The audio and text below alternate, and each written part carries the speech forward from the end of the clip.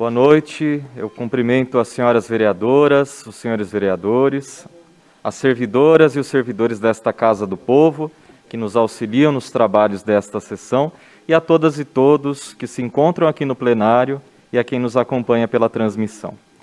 O primeiro assunto que eu quero chamar a atenção é que hoje é um dia histórico para a pauta das mudanças climáticas no planeta Terra. Acaba de ser publicado o mais recente relatório do IPCC, que é a sigla em inglês para o Painel Intergovernamental de Mudança do Clima da ONU. E pela primeira vez, os cientistas ligaram o aumento da frequência e da intensidade dos eventos extremos que nós estamos vendo em diversas partes do mundo. Tempestades, enchentes, furacões, ciclones, secas prolongadas, ondas de calor, frio extremo, às mudanças climáticas causadas pela ação dos seres humanos. E apesar de não ser um assunto próprio do município, isso diz respeito a muitas coisas que acontecem aqui na cidade. Nós temos um alto número de carros por habitante, poucas opções de transporte sustentável e não motorizado, vemos uma expansão da mancha urbana do município, isso vai levando mais asfalto, empreendimentos e todos os problemas que vão juntos nesse pacote, e nós estamos inseridos em uma região metropolitana que, por sua vez, está dentro de uma macrometrópole e que, nesse contexto, também apresenta uma série de problemas que ultrapassam as fronteiras das cidades e se tornam uma causa comum. E é isso que eu venho falando há muito tempo, seja na minha trajetória na universidade, na minha vida pública, mais recentemente aqui também na Câmara Municipal como vereador. O recado está muito bem dado. Nós podemos até negligenciar por um tempo a pauta do meio ambiente, a sustentabilidade, os objetivos da Agenda 2030. Inclusive, não é nem raro ouvirmos que essa pauta nem é tão relevante, que não há necessidade de abordar esse assunto, mas já sabemos que a conta, uma hora vai chegar. E isso vai acontecer muito em breve, porque o planeta já está saturado pela exploração humana. Se nós não mudarmos os nossos hábitos e não criarmos políticas públicas que respondam a esses desafios, nós estaremos caminhando a passos largos para a extinção na vida na Terra, como nós conhecemos. Falando nisso, nós protocolamos o projeto de lei número 95 de 2021 para incluirmos uma aba referente aos Objetivos de Desenvolvimento Sustentável da Agenda 2030 no portal da transparência da Prefeitura de Vinhedo. Nós sabemos que centenas de governos, de universidades, de empresas, ONGs e tantas outras instituições estão alinhadas com a Agenda 2030.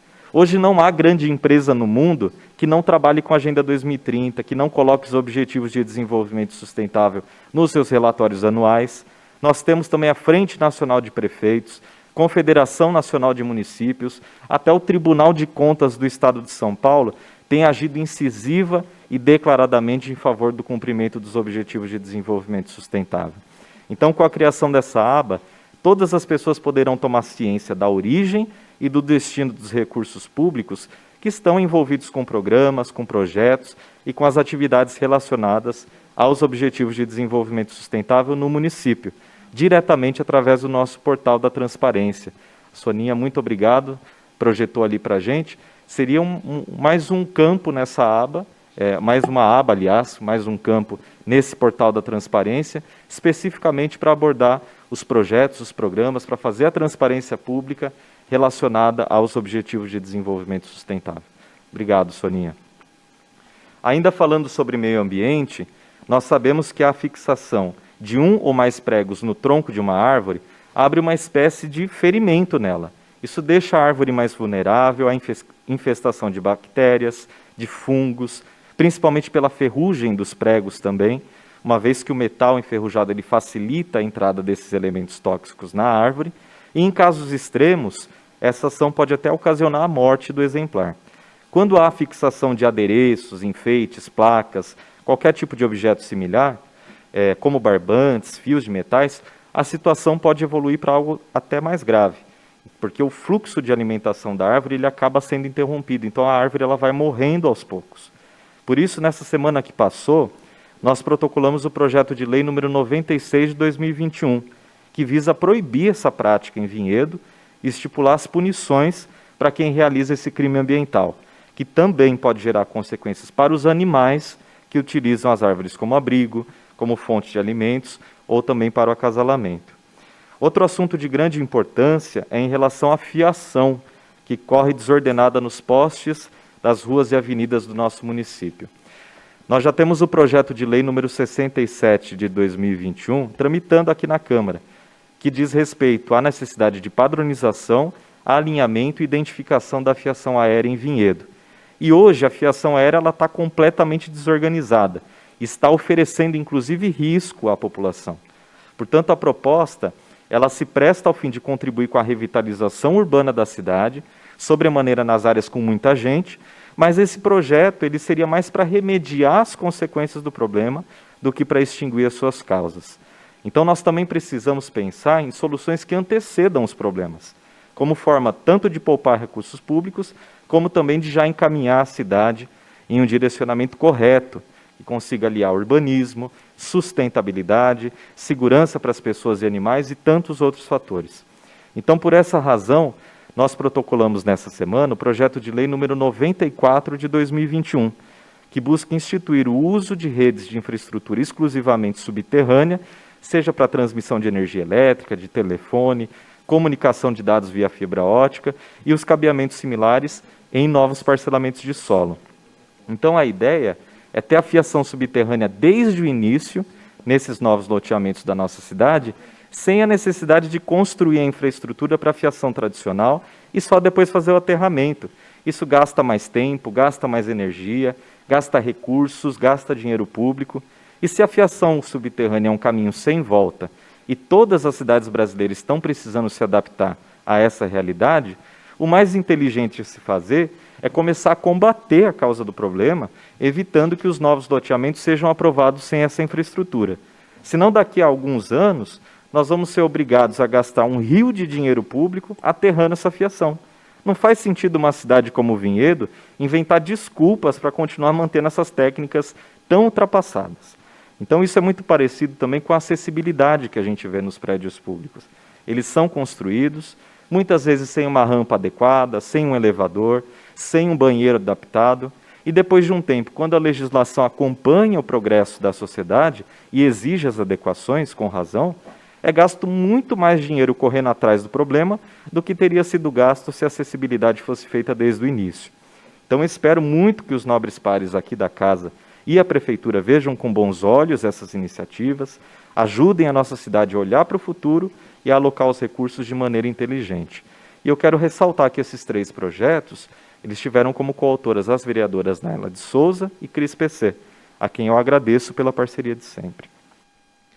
Ainda durante o recesso, nós protocolamos uma indicação para que seja providenciada a instalação de corrimãos nas extremidades da escadaria que liga aqui pertinho da gente o Jardim Nova Canudos ao centro, da Rua Luiz Páfaro à Rua João Ortiz de Camargo.